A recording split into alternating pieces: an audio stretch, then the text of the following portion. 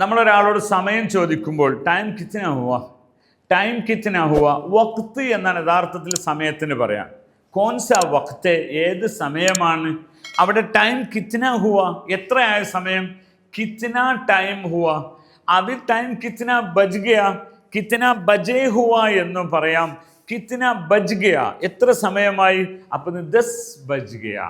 Morning സുബ 10 ബജ് Gaya, രാവിലെ 10 മണിയായി എന്ന് പറയാം. ഓക്കെ, 10:30 ഹുവാ ഹെ, 10:30 ഹുവാ ഹെ, 10:30 ആയി. 11:15 ഹുവാ ഹെ, 10:45 അങ്ങനെ പറയാം. അപ്പോൾ 10:15 10:15, 10 ബജേ 10 മണി, 10:15 10:15, 10:30 10:30, 11:11 അങ്ങനെ പറയണം. 11:11 എന്ന് പറഞ്ഞാൽ 10:45.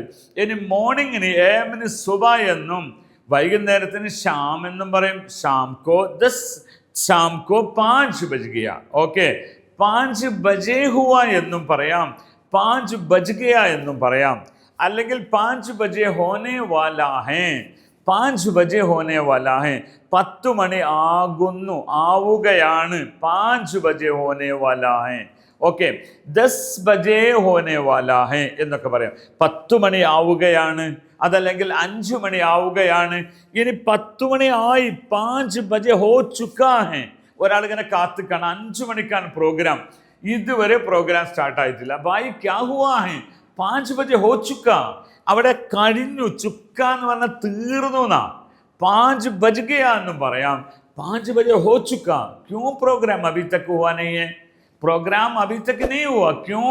5 बजे हो चुका, हो चुका ആയി കഴിഞ്ഞു എന്നാ.